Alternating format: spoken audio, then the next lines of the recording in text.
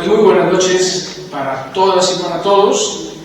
En este 31 de octubre, día de San Alonso Rodríguez, un santo jesuita hermano que durante muchos años sirvió como portero en el colegio de Montesión, en Palma de Mallorca, y tiene una historia preciosa porque el hermano Alonso Rodríguez, cuando tocaban al timbre, decía: "Ya voy, Señor, ya voy, Señor". Y a todos los que venían a tocar a la puerta del colegio lo recibía como si fuera el Señor Jesús, con una sonrisa y con un corazón abierto.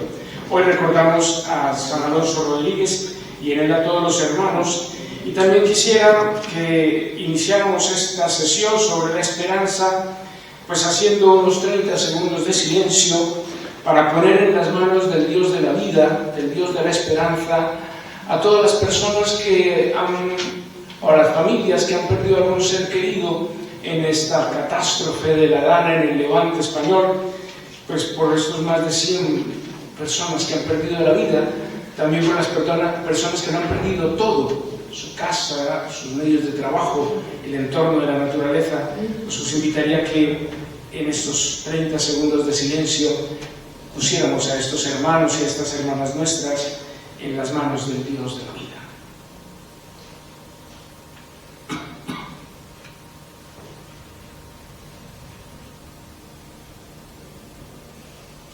Gloria al Padre y al Hijo y al Espíritu Santo.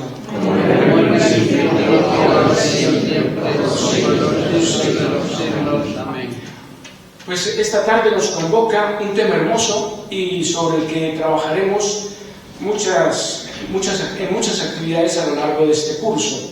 Es el tema de la esperanza, que ha sido el que ha elegido el Papa Francisco como hilo conductor de la celebración del año jubilar ordinario del 2025, en el que se cumplen también 1700 años de un momento que también generó mucha esperanza en la vida de la Iglesia naciente, que fue el Concilio de Nicea, en el que se aprueba uno de los dogmas cristológicos más importantes, que es la consubstancialidad del Hijo, que estaba siendo cuestionada por el dogma de los arrianos. Bueno, pues 1700 años de ese acontecimiento, el Concilio de Nicea en el año 325. Y para celebrar este año, el Papa ha querido pues llamarnos a reflexionar, a orar, a traer a la memoria y al corazón y a la reflexión teológica la esperanza, citando y poniéndole como título esta insignia de San Pablo de la esperanza no defrauda. Hoy precisamente nos acompañan, o vamos a desmenuzar, si se puede decir así la palabra, la bula de convocatoria que la firmó el Papa Francisco en la fiesta de la Ascensión del Señor. El 9 de mayo de este mismo año la firmó en San Juan de Letrán el Papa Francisco: la esperanza no defrauda, con los llamamientos a la esperanza, los signos de la esperanza. Simplemente os anuncio que tanto el ciclo de Cuaresma como el ciclo de Adviento van a ser sobre la esperanza. El ciclo de Adviento, obviamente, con el tema de el Dios con nosotros, el Emmanuel, es la fuente y la razón de nuestra esperanza, y en la Cuaresma ahondaremos sobre esas llamadas que hace el Papa Francisco sobre ser luces o signos de esperanza en un mundo ciertamente desesperanzado. Y también tendremos un seminario sobre la esperanza, que aprovecho de una vez para haceros la invitación. Tenéis esto mismo afuera. Es un seminario a lo largo de todo el curso en que reflexionaremos, trabajando cada uno de nosotros, creando conocimiento, el libro homónimo, La esperanza es un camino, es el nombre del seminario, el libro homónimo de José María Recondo, un sacerdote argentino. La primera sesión es el 13 de noviembre y ya tenéis la invitación afuera. La esperanza no defrauda. Y para esto nos acompaña hoy Ignacio Rojas Gálvez. Ignacio realizó sus estudios de bachillerato, de grado, en Filosofía y Teología en la Universidad Gregoriana de Roma. Posteriormente cursó 2 años de cursos de licenciatura en especialidad bíblica en la misma universidad. Concluyó sus estudios de licenciatura en Teología Bíblica en la Facultad de Teología de Granada En la misma facultad realizó el doctorado en el campo de la teología bíblica y defendió aquí mismo su tesis doctoral.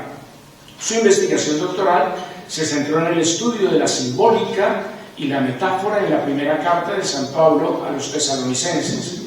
La originalidad de este trabajo reside en la aplicación al estudio de la Biblia, del método retórico y de las aportaciones de la lingüística moderna en el estudio de la metáfora. Durante el periodo de doctorando, comenzó a impartir clases de Sagrada Escritura en la Facultad de Teología de Granada en el año 2001 y publicó varios artículos en diferentes revistas españolas. Una vez concluido el doctorado, impartió 2 años consecutivos cursos en Chicago, en Estados Unidos, y otro año en Brasil. En esta etapa también dirigió el curso de Geografía Bíblica, que a propósito, afuera también tenéis una invitación con hacer este curso que imparte Ignacio, que dirige Ignacio, está en la mesa de la salida. Dirigió este curso de Geografía Bíblica, coordinando las sesiones presenciales y los viajes anuales de estudios bíblicos a lugares como Israel, Jordania, Chipre, Grecia o Turquía. Durante estos 2 años ha simultaneado la docencia con la investigación y la gestión. Fue vicerrector de la Facultad de Teología de Granada, hasta cuando el rector era rector, antes de que se asociara a la Universidad Loyola, y luego, esto fue desde septiembre del 20 al 23, eso fue antes, y luego, cuando se adhiere, yo no sé cómo es la palabra técnica, se integra a la Universidad Loyola, pues fue el vicedecano de la Facultad de Teología. Desde 2023, o sea, el año pasado, ha sido nombrado como decano de la Facultad de Teología de la Universidad Loyola aquí en Granada. Ignacio Rojas es trinitario, por si no lo sabíais, una orden muy antigua, más antigua que la Compañía de Jesús, ciertamente. Ignacio, sobra decirte que esta es y será siempre tu casa. Muchísimas gracias. Mucha presentación, me temo que se va a desinflar muy pronto. Agradezco, como siempre, la invitación al Centro Suárez y a ustedes por la presencia esta tarde. Vamos a adentrarnos en un tema que escuchamos muy a menudo en la liturgia de la palabra, una expresión que Francisco ha querido poner como leitmotiv del jubileo: la esperanza no defrauda. Hemos comenzado haciendo un recuerdo por todos los afectados de la Dana, y ayer por la noche escuchaba yo en la radio un programa de deportes, precisamente, que habían cambiado su programación y habían comenzado a entrevistar a gente afectada por la Dana, y entre ellos un hombre que se había salvado, seguramente alguno lo escuchó también, un hombre que se había salvado con su mujer y sus hijas. Y continuamente le repetía al entrevistador, que como siempre hay un poquito de abundar en la tragedia, que se habían salvado gracias a Dios. Y nos hemos salvado gracias a Dios. Y el comentarista, el presentador, seguía entrevistándole en torno a... Y él decía, no, es que mis hijas, mi mujer y yo estamos salvados gracias a Dios. A un cierto punto el entrevistador vio que no había por dónde y le dijo, bueno, pues ya que usted tiene tanta fe, pues que Dios le acompañe. Y él respondió, fe y esperanza. Entonces le dijo, ¿cómo que esperanza? Dice, es que estamos en manos de Dios. Y yo eso... Entonces le dijo, pero bueno, entonces, ¿qué es para usted la esperanza? Que ello se convirtió ya prácticamente en la conferencia de hoy. ¿Qué es para usted la esperanza? Y dijo, pues para mí la esperanza es la convicción de que se realizará aquello en lo que creo. Simplemente. Bueno, pues quede usted con Dios. Acabó. Aquello parecía más pueblo de Dios que un programa de deporte. Pero creo que estaba escuchando aquello y yo creo que tocaba el corazón de cuanto vamos a presentar o pretendo presentarle en esta tarde. La esperanza no confunde, no defrauda, es el título de esta bula de convocación del jubileo ordinario del año 2025. Y al principio encontramos esta pequeña frase que creo que podría ser un poco el leitmotiv. Es decir, el movimiento, ahora que estamos también con la nueva encíclica que nos ha regalado Francisco, el movimiento del corazón del Papa que pretende que sea contagioso para la humanidad, ¿no?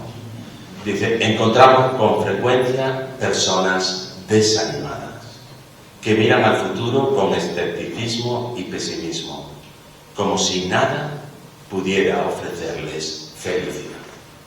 Así empieza el texto en su, prácticamente la introducción. Y creo que esto es, como les decía, lo que marca un poco el palpitar de toda la bula. En el horizonte último y exclusivo están estas personas, o estamos estas personas, que por algunos motivos no somos capaces de encontrar esperanza en las situaciones concretas que vivimos. Por eso, un poco más adelante veremos cómo Francisco va a ir metiendo el dedo en todas las situaciones de nuestro mundo, que a todos nos afectan de alguna manera o de otra, donde podemos hacer experiencia de no fundamentar lo que esperamos en aquello que creemos. La frase de este señor de ayer creo que acertaba precisamente porque la esperanza viene del creer. Creo, luego espero. Dime qué crees y te digo qué esperas. Y esto fundamenta, sea la bula, sea toda la expresión paulina que vamos a profundizar en esta tarde.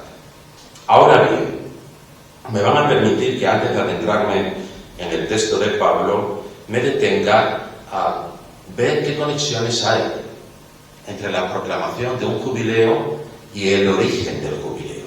¿Qué es un jubileo exactamente? Porque muchas veces decimos que el jubileo tiene una fuerte dimensión, como vamos a leer en la bula, existencial, que toca las entrañas y las miserias de nuestro mundo de hoy, y a lo mejor debería de interpretarse como una realidad mucho más espiritual. Francisco pone en evidencia en la bula que no son dos cosas contrarias, que hacer la experiencia jubilar espiritual no está reñida con ese compromiso social al que reclama todo jubileo. Por eso quiero empezar presentando cuál es el origen del jubileo. ¿Qué significa estar de júbilo? Jubileo es una palabra, jubilus, que será Jerónimo quien traduzca del término hebreo yobel. Por tanto, tiene unas raíces muy profundas en el Antiguo Testamento y que hace alusión a ese cuerno que se sonaba para indicar un periodo de gracia en el tiempo de Israel. Había jubileo sabático y había el año jubilar. El jubileo sabático cada 7 años. El jubilar, ahora lo veremos en el texto, hay una gran discusión en torno a los 49, 50 años. Tendríamos que preguntarnos por qué nosotros celebramos jubileos cada 25 ordinarios, porque cuando estaba leyendo bula de convocación del jubileo ordinario, he acentuado ordinario, porque ha habido jubileos extraordinarios que, gracias a Dios, por lo que veo, todos hemos podido celebrar, que ha sido recientemente el jubileo de la misericordia, un jubileo extraordinario. Bien. Tiene raíces profundas, digo, en el Antiguo Testamento, especialmente en la tradición del libro del Levítico 25, los versículos 8 al 55. En 8:10 leemos: contarás 7 semanas de años, 7 veces 7 años. De modo que el tiempo de las 7 semanas de años vendrá a sumar 49 años. Entonces es el mes séptimo, el 10 del mes, harás resonar clamor de trompetas. El día de la expiación haréis resonar el cuerno sobre toda la tierra. Declararéis santo el año 50 y proclamaréis en la tierra liberación para todos sus habitantes. ¿Cuál es el alma de la celebración del jubileo para Israel? Un principio fundamental: Dios nos ha hecho un pueblo de personas libres y de personas iguales. Dios nos ha dado la tierra, nos la hemos repartido equitativamente, y Dios, al sacarnos de la esclavitud de Egipto, nos ha hecho un pueblo libre. Somos el pueblo de su propiedad. ¿Qué sucede? Que con el paso del tiempo se va degenerando o perdiendo esta libertad por diversos motivos. Lo puedes leer en el libro del Levítico, por ejemplo, por una mala cosecha, por una pérdida de dinero, de tal manera que las personas entran finalmente en dinámicas de esclavitud. Se venden a sí mismas, venden su familia, etc. Por tanto, se declara este tiempo tan especial, tiempo de gracia, que supone en realidad un restablecimiento de la situación primigenia. Sí. Era necesario devolver las tierras adquiridas que no eran propias, era necesario devolver a la libertad a aquellos esclavos que se había hecho cada uno durante este periodo de tiempo. ¿Qué quiere decir esto? Que el jubileo en realidad nace como una ley de solidaridad. Es cierto que en el trasfondo, como les he dicho, está el reconocimiento de lo que Dios ha hecho con cada uno de nosotros y con el pueblo en general, libres e iguales. Pero en el trasfondo de todo jubileo hay una ley de solidaridad. A cada uno su dignidad, sea en el ámbito del trabajo, sea su dignidad personal. Por tanto, el jubileo estaba ligado estrechamente al ámbito de la tierra, del trabajo, como les digo, y también al ámbito de la familia. Tierra y familia. Familia que ha de entenderse en el momento como pueblo de Dios. Familia extensa, digo. Hay entonces una preocupación por el esclavo israelita, por la pérdida de esa condición que Dios ha regalado a su pueblo al salir de Egipto, y que por dinámicas humanas vuelve a brotar en medio del pueblo, la pérdida de la libertad. Nacen así las llamadas leyes de la solidaridad o leyes jubilares, con un personaje fundamental, el llamado Goel, o liberador, rescatador.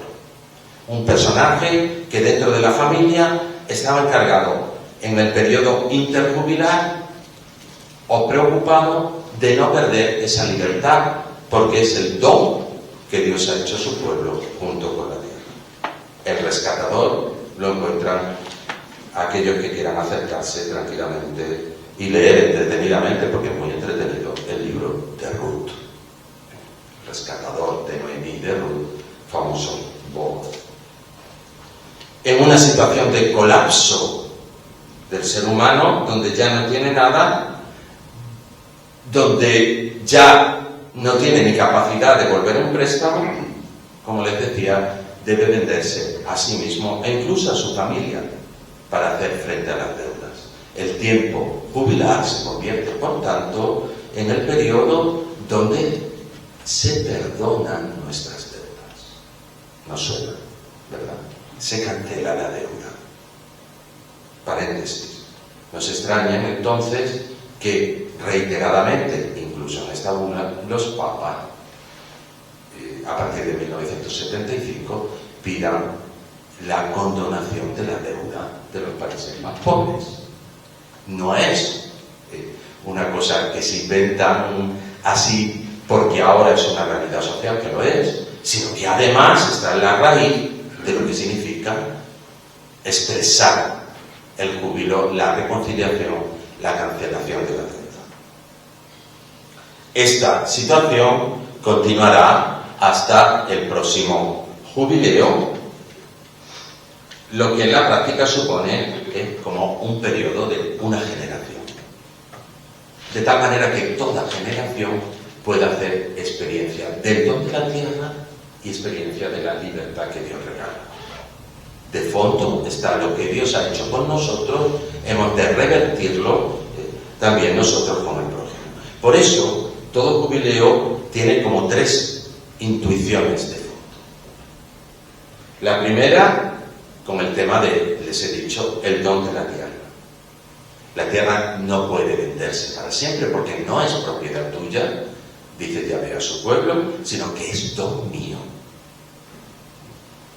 La tierra es mía, ya que vosotros sois para mí como huéspedes. Esto tiene grandes repercusiones también desde el punto de vista ecológico y lo va a poner en evidencia la bula. El Papa hablará no solo de la deuda de los países pobres, sino de la deuda de toda la humanidad y la denomina deuda ecológica con la creación. No nos puede resultar extraño de un Papa que ha escrito la Laudato Si.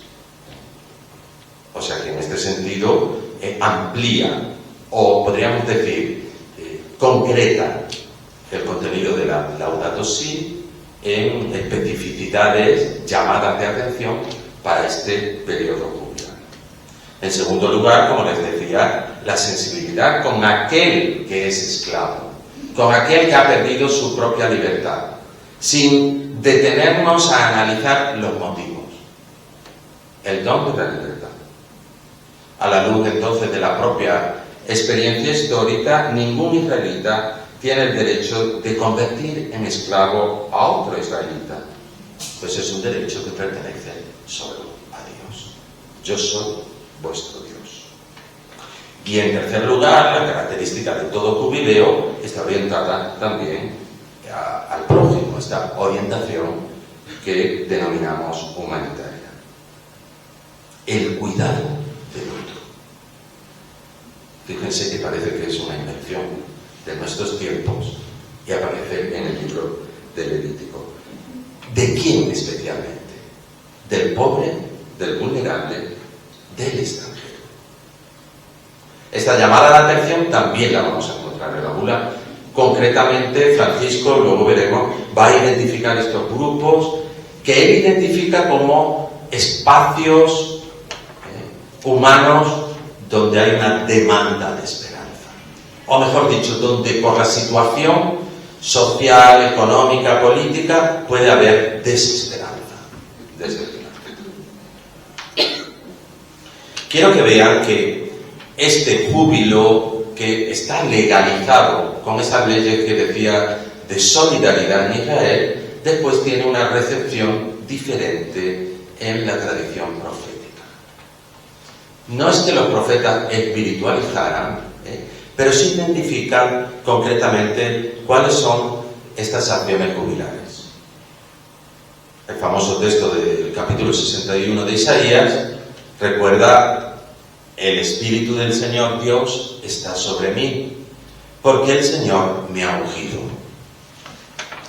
Me ha enviado para dar la buena noticia a los pobres, para curar los corazones desgarrados, proclamar la amnistía a los cautivos y a los prisioneros la libertad, para proclamar un año de gracia. Este es el año jubilar. Un día, atención, de venganza de nuestro Dios, para consolar a los afligidos, para dar a los afligidos de Sión una diadema en lugar de cenizas, perfume de fiesta en lugar de duelo, un vestido de alabanza en lugar de un espíritu de abatido. Fíjense que la dinámica que Francisco nos propone, que es la dinámica de la esperanza, en realidad va a ser como una relectura de esta tradición profética. Solamente hay un elemento que no vamos a encontrar en la bula, gracias a Dios, que es el tema de la venganza de nuestro Dios. ¿Y por qué no la encontramos en la bula? Independientemente de, porque es evidente que el Papa no la incluye, porque tampoco la encontramos en el cumplimiento que Jesús hace de estas palabras en Lucas 4. En la sinagoga de Nazaret, Jesús desarrolla el texto del profeta Isaías, lo proclama y curiosamente Lucas nos transmite la matriz del texto de Isaías con algunas omisiones, especialmente la de la venganza de nuestro Dios. ¿Por qué? Pues porque el tiempo jubilar es por excelencia vamos a ver también el tiempo de la reconciliación, del perdón, con relación a Dios, pero especialmente del perdón mutuo. El Espíritu del Señor está sobre mí porque Él me ha ungido, me ha enviado a evangelizar.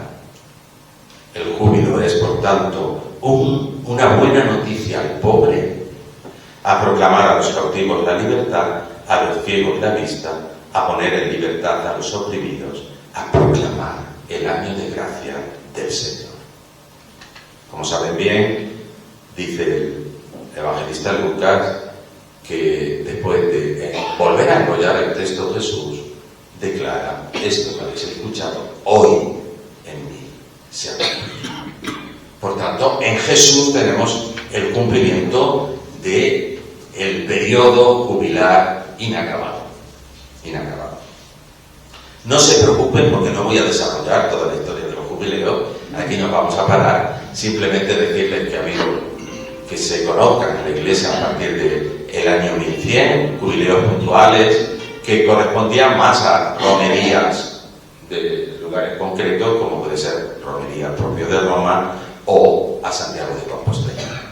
A partir del 1300, ya una serie de papas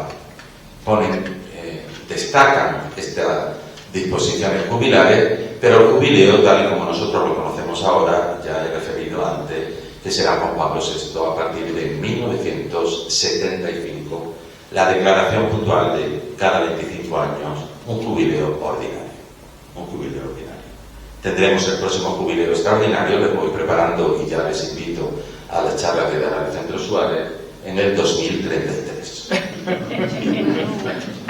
que será el jubileo del año de la redención. Sí, habrá, ¿no? Perfecto.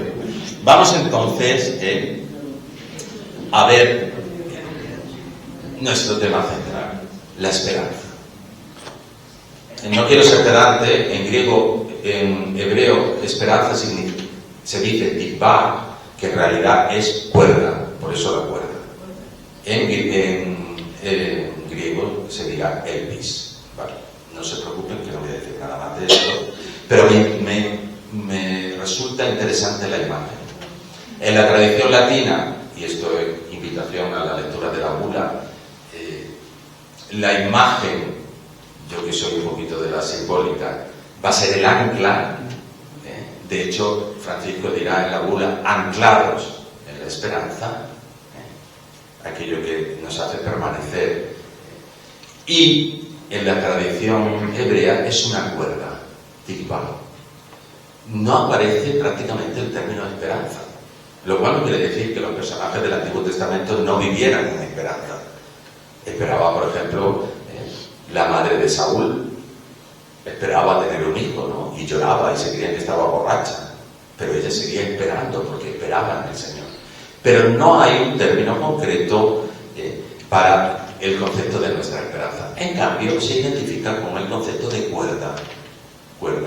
Y si quieren un texto que puede ser muy significativo, es cuando los israelitas van a conquistar Jericó. Como saben, mandan 2 exploradores por delante y estos entran en diálogo con una prostituta, ¿no? Le dice que van a ocupar y la prostituta lo que pide es salvar a su familia.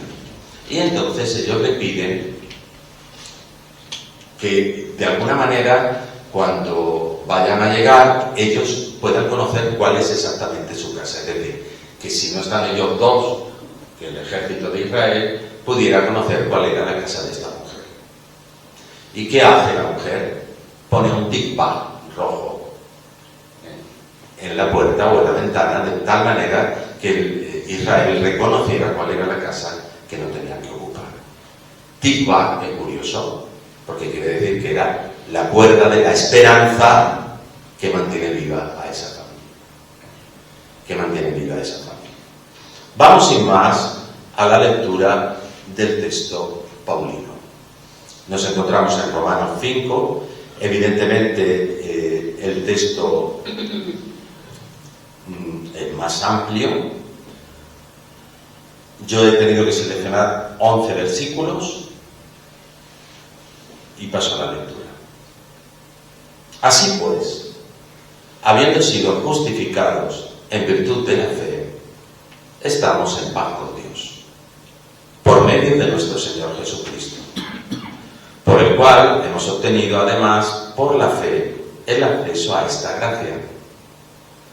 Es en la cual nos encontramos y nos gloriamos en la presencia de la gloria de Dios.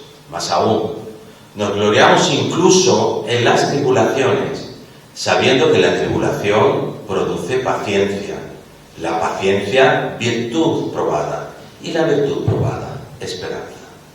Y la esperanza no defrauda.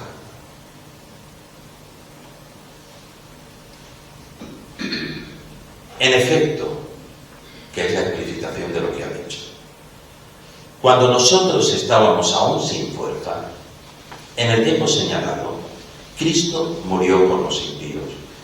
Ciertamente, apenas habrá quien muera por un justo. Por una persona buena, tal vez se atrevería a alguien a morir. Pues bien, Dios nos demostró su amor en que, siendo nosotros todavía pecadores, Cristo murió por nosotros. Con cuánta más razón, pues, justificados ahora por su sangre, seremos por él salvados del castigo. Si, cuando éramos enemigos, fuimos reconciliados con Dios por la muerte de su Hijo, con cuánta más razón, estando ya... Se me corta aquí. Perdón.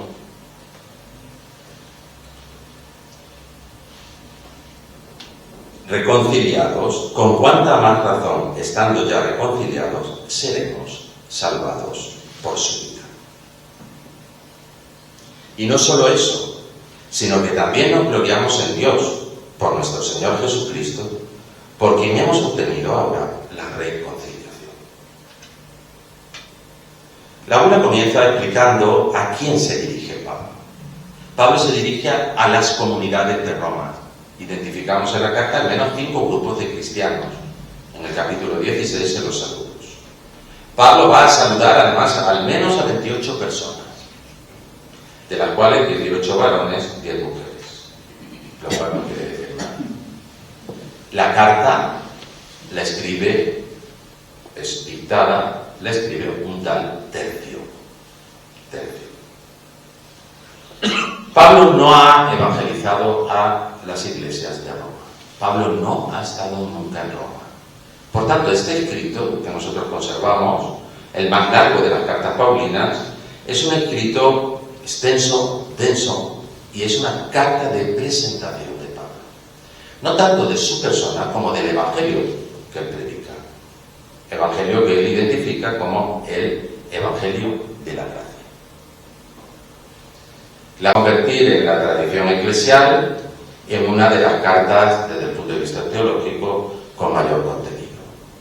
El tema fundamental es la llamada justificación por la fe. No voy a ahondar en eso porque no es el tema que ocupa, pero sí es bueno saber que en realidad lo que Pablo está diciendo es que hay una situación, lo hemos leído en el texto, incluso cuando nosotros éramos impíos, cuando no vivíamos según Dios, Dios interviene en la historia.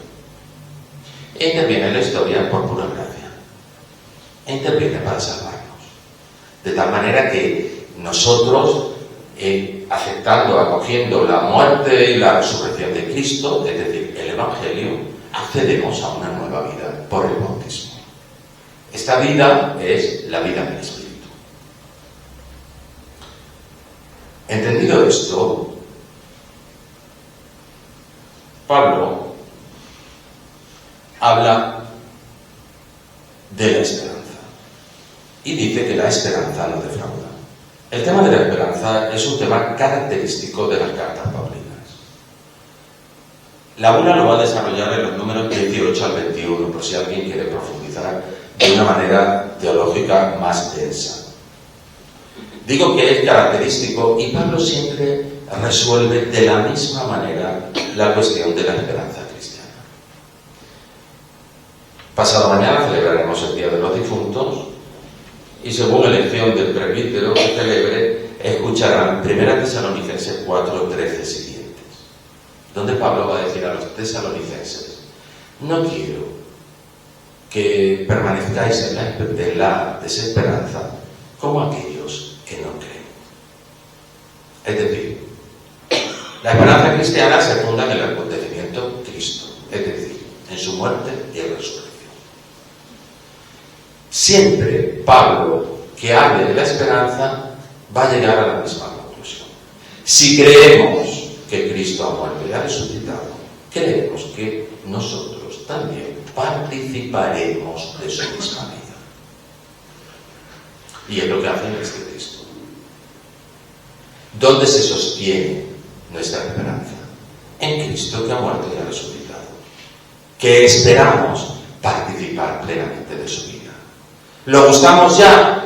Todavía no. Todavía no en plenitud. Por eso, el texto que hemos leído, donde se encuentra esta expresión tan significativa, la esperanza no defrauda, nos viene a decir que estamos salvados y que hasta gustar estamos salvados, hasta gustarlo plenamente, en esperanza. Somos salvados en esperanza, que lo que nos mantiene en realidad es la esperanza.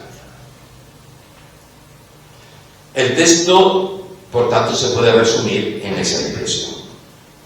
En Jesús, hemos leído, todos hemos sido reconciliados con Dios. Para Pablo, este todos implica a judíos y a griegos, que son los destinatarios de sus cartas. Nosotros hoy, al leer a Pablo, entendemos toda la humanidad. Su entrega gratuita nos ha granjeado la posibilidad de una nueva vida, la vida de la gracia. ¿Qué exige de nosotros? Una respuesta de fe. Que Pablo va a insistir en diferentes ocasiones que no es simplemente un sí a Dios, sino es un exclusivamente sí a ti. Sí de forma afirmativa, sí de forma exclusiva, solo a ti. Ello genera en nosotros un dinamismo nuevo, un dinamismo interior marcado por la esperanza. En Jesús hemos obtenido la salvación, así lo creemos, y caminamos de su mano creyendo y esperando alcanzar la plenitud de la vida que Él ofrece. Por tanto, la esperanza cristiana es el anhelo que nace de la confianza en Dios. La esperanza es fruto de la confianza. Fíjense que Pablo, en el texto que hemos leído, va a hacer un correlato para llegar a la esperanza. Y dirá: más aún, nos gloriamos incluso en las tribulaciones, sabiendo que la tribulación genera paciencia. La paciencia, virtud probada. La virtud probada, la esperanza. Es decir, que para el creyente, desde el misterio de Cristo, la esperanza es el resultado de todo un proceso. De todo un proceso que tiene su punto de partida en la tribulación. Entendemos ahora perfectamente por qué, puesta la mirada en la tribulación, el Papa va a decir: estos son los espacios que generan esperanza. No quiere decir que tengamos que buscar la tribulación, pero sí es cierto que de los espacios desesperanzados brota la esperanza. Por ello, en el presente somos capaces de mirar la áspera realidad de la vida con una certeza, que aquello que padecemos cotidianamente puede ser interpretado de otra manera, desde la esperanza. Francisco invitará a una nueva mirada de la realidad.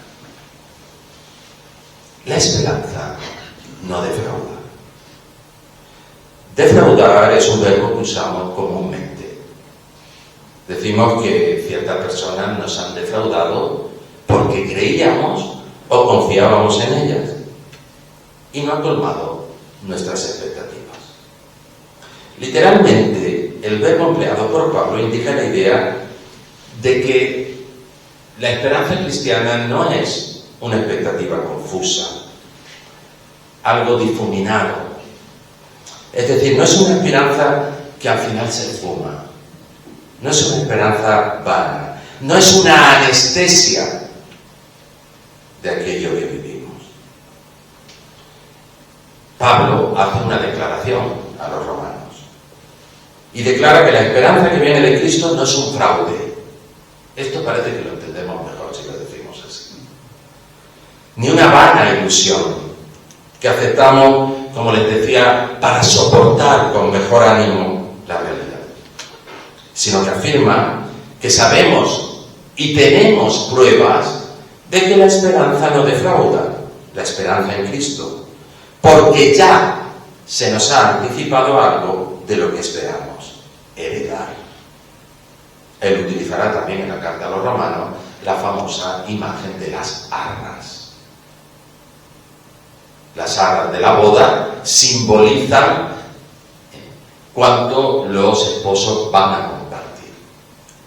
Pero las arras en sí, luego tenemos el problema de si son 13 o son 14 o no, pero las arras en sí no son todo, sino una imagen de lo que va a venir. Él dice que nosotros ya tenemos las arras que fundamentan en nuestra esperanza, gracias al Espíritu que ha sido derramado en nuestros corazones. Gustamos ya desde ahora esas arras, esas primicias de lo que Dios nos tiene preparado. ¿Dónde tiene su fundamento nuestra esperanza? El fundamento para Pablo está en el amor que Dios nos ha mostrado, sea con el don del Espíritu, sea también con la entrega de su Hijo, con la donación de su propia existencia. Y si tienen tiempo para leer detenidamente el texto, Pablo va a poner el acento en la desproporción. Lo hemos leído, pero no marearles mucho, cuando dice que normalmente nosotros no daríamos la vida por nadie. Ciertamente apenas habrá quien muera por un justo. Por una persona buena, a lo mejor, Francisco lo va a utilizar y nos va a hablar de los mártires que dan su vida, ¿no? A ejemplo de Cristo. Dice, por una persona buena a lo mejor alguien se atrevería a morir. Y dice, pues daos cuenta que Dios nos ha demostrado su amor, en que siendo nosotros todavía pecadores, Cristo ha muerto por nosotros. Nuestro razonamiento, viene a decir Pablo, nos invita a pensar que merece la pena morir por alguien que es justo. Jesús realiza algo que nos desborda, pues se entrega por aquellos que ni siquiera están en su ámbito, por toda la humanidad pecadora. Para ellos ha dado su vida. Esto demuestra que el amor de Dios, que siente Dios por la humanidad, es una realidad. Son las pruebas que fundamentan nuestra esperanza. Y por tanto, como les decía, nuestra esperanza no es una mera sugestión, sino que nace del amor de Dios, que se ha manifestado en el Hijo y en el Espíritu. El texto va a concluir con una especie de aclamación jubilar. Pablo declara, no dudes, si Dios ha manifestado su amor por nosotros cuando estábamos alejados de Él, es porque quiere para nosotros la reconciliación y la salvación. Si nos ha reconciliado en Cristo, desea que vivamos en su paz, es decir, vivamos pues en esperanza, salvados en esperanza.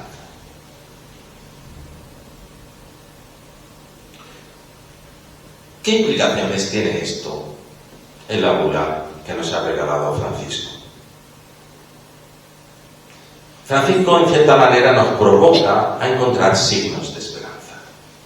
no solamente por un año, y esto es importante, decimos, vale, un año y luego volvemos, sino que empieza a hacer llamadas de atención. En primer lugar, la paz. La paz entre las naciones, en el número 8. Y así sucesivamente va a ir poniendo la mano en las heridas de nuestro mundo. Porque hemos visto desde el principio que el jubileo necesariamente implica el tocar la realidad del prójimo. Y encuentra la pérdida del deseo de transmitir la vida en la sociedad, en diferentes ámbitos. Ahí también hay un espacio de desesperanza que se nos invita a, bueno, pues es el nudo de una cuerda desmanejada. Los presos también están llamados a vivir en la esperanza. Como hecho curioso, el mismo Francisco dice que abrirá una puerta jubilar en una prisión. Después de haber escuchado el texto de Isaías 61 y de haber escuchado Lucas 4, vemos que el jubileo en realidad hunde sus raíces en toda esta tradición de un pueblo de personas libres y personas iguales. Lugar de desesperanza es también la enfermedad. Lugar de desesperanza, espacio sociológico, los jóvenes de nuestro tiempo.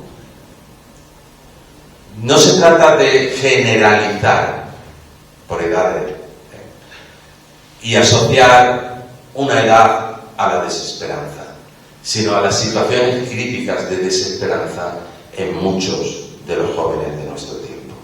Los migrantes, el número 13, los ancianos, los pobres.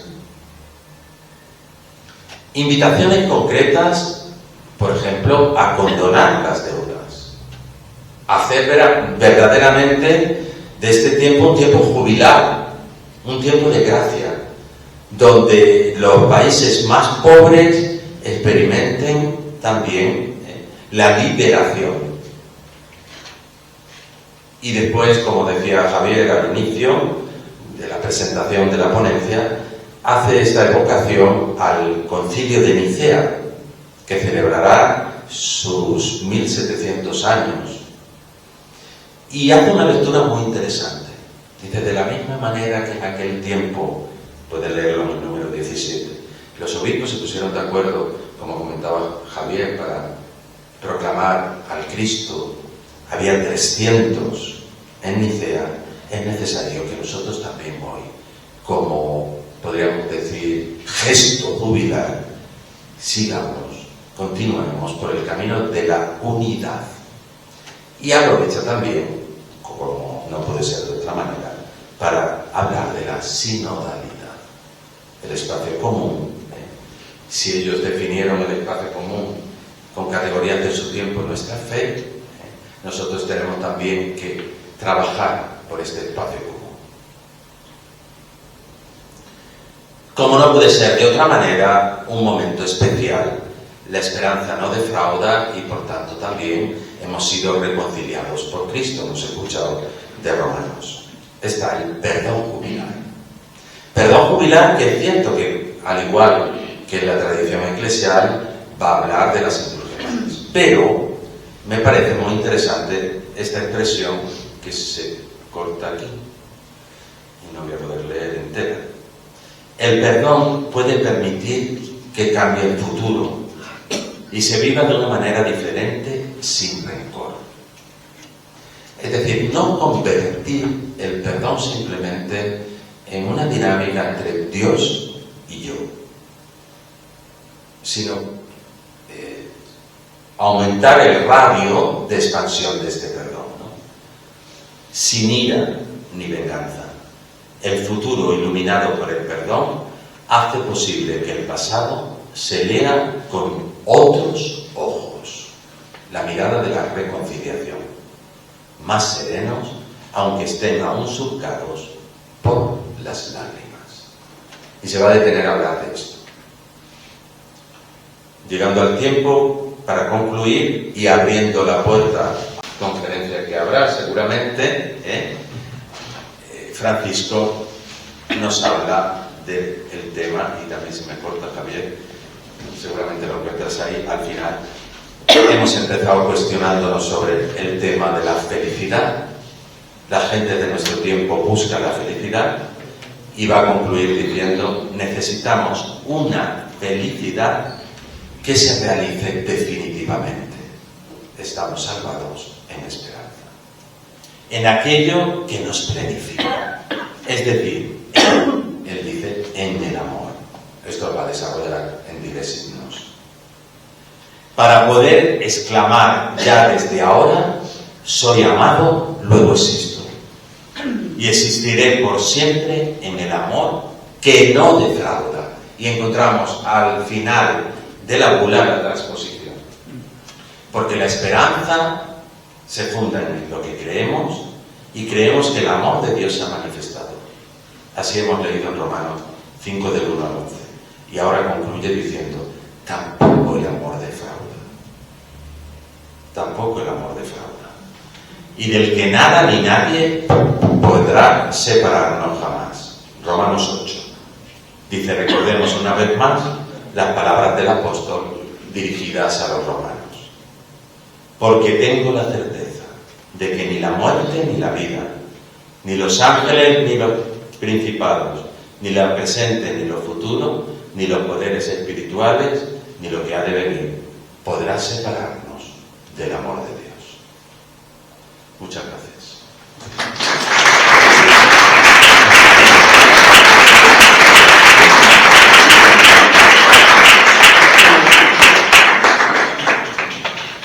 Muchas gracias, Ignacio. Y creo que la expectativa fue con creces, porque además de la bula, nos hiciste toda la explicación escriturística sobre lo que significa el año jubilar. De manera que hemos contextualizado no solo este año jubilar ordinario del 2025, sino lo que ha sido toda esta experiencia del año jubilar en la Escritura y en la historia ya milenaria de la Iglesia. Pues tenemos un ratito para preguntas. Si alguien quiere hacer alguna pregunta a Ignacio, pues es el momento de hacerla. Tenéis la palabra. Hablamos fuerte para que escuchemos aquí.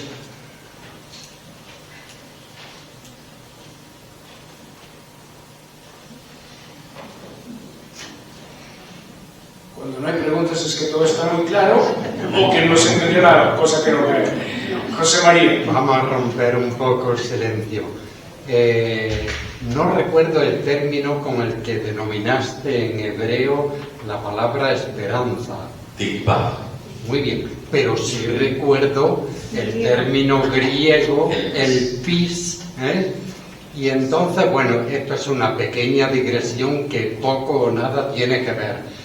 De alguna forma hay que agradecerle a Pandora que tras dejar escapar todo lo que los dioses le habían ofrecido, dejara en la vasija la esperanza, que de alguna forma pues, nos sirve de caminar, pero ya con nuestro Dios. No hago preguntas, sencillamente hago esa reflexión. Sí. Iba a decir, yo de Pandora sé poco. La caja de Pandora. Sí, lo de la caja. Sí, verdad. Gracias, José María. ¿Quién perdone? Sí. Emilia, fuerte, por favor. Que a mí me ha extrañado oír que Pablo no estuvo en Roma. ¿Cómo que dice? Sí estuvo en Roma. No fundó las iglesias de Roma. El cristianismo llegó antes que él. Él llega en un momento puntual de su vida donde ha concluido el periodo de misión en el lado oriental, va a entregar la coleta a Jerusalén, lo encuentran en la carta, siempre en el capítulo 16, y tiene en perspectiva pasar camino de España por Roma. Y espero que allí, les dice, me hospedéis y me ayudéis a llegar a España. Pero evidentemente estuvo. Y estuvo preso, además. Sí, en el aula Pauli se conserva en Roma, junto al Tíbet, un sitio donde parece que permaneció 2 años, nos dice Lucas, en Hechos de los Apóstoles. ¿Alguna otra cuestión? José Luis. Cuando has hablado del Levítico y el jubileo, bueno, eso es, digamos, la ley o el ideal. A los 50 años se liberan los esclavos y se redistribuye la tierra. ¿Sabemos en qué grado eso se realizaba, se cumplía o no? ¿Tenemos algún dato sobre eso? No sabemos absolutamente nada. Tanto es así que la mayoría de estudiosos dicen que eso no se realizó nunca. Por lo que supone devolver la tierra, pero permanece en el alma. Yo creo que lo más interesante de todos es la legalización, por ejemplo, de la figura del Goel, que ese sí sabemos que actuaba. Pero las leyes jubilares prácticamente no. Hay un artículo muy interesante que recomiendo aquí de Guadalupe Seijas al respecto de esto. Muy interesante sobre las leyes jubilares y llega a la misma conclusión. Seguramente se quedó en el ideal. ¿Más cosas? Bueno, pues si no hay más preguntas, antes de irnos, algunas invitaciones. La semana próxima va a estar cargada de actividades en Centro Suárez. Primero, el miércoles, estamos iniciando una experiencia que llamamos oración de amigas y amigos en el Señor. Es como una escuela de oración ignaciana para ir pues, teniendo ese rato como de intimidad con el Señor. El miércoles a las 7:30, todos los primeros miércoles, de 7:30 a 8:30, es una hora, aquí en la capilla de abajo, entrando por la misma calle Marqués de Falses. Miércoles a las 7:30 de la tarde. El jueves, dentro de este marco de los jueves culturales, tendremos una conferencia del ciclo que se llama Personajes y Efemérides. Y vamos a traer una persona que, por lo menos para la vida religiosa y para los jesuitas, es muy importante. Vamos a traer una conferencia sobre Pedro Arrupe, testigo y profeta de la renovación de la Iglesia en el siglo XX. Justo 8 días antes, porque el 14 de noviembre se cierra el proceso diocesano en Roma para la beatificación de Pedro Arrupe Gondra, que fue provincial padre general de la Compañía de Jesús. Y el personaje que nos va a acompañar hablándonos de Arrupe es uno de sus mejores biógrafos. De hecho, estuvo con él mucho tiempo, cuando ya Arrupe estaba en la enfermería, y de ahí escribió su libro de Arrupe, una explosión en la Iglesia. Nos va a acompañar ese día el poeta, escritor jesuita gaditano Pedro Miguel Lamet, que seguramente habréis leído infinidad de libros de él. Y luego, el viernes, para los menores de 28, no sé si hay alguno aquí, pero por si acaso lo digo, pues el grupo Magis, la Pastoral Juvenil Ignaciana presente en Granada, tiene aquí a las 8:30 de la tarde el jueves una cosa que se llama de cervezas. Es hablar de la fe en torno a una cerveza, para hablar distendidamente, y el tema es muy interesante sobre política e iglesia. Pero tenéis que tener menos de 28 años para votar. O sea que para muchos de nosotros no será la invitación. Pues muchas gracias por haber venido este día de Halloween para que reafirmemos y reavivemos nuestra esperanza. Muchas gracias y buenas noches.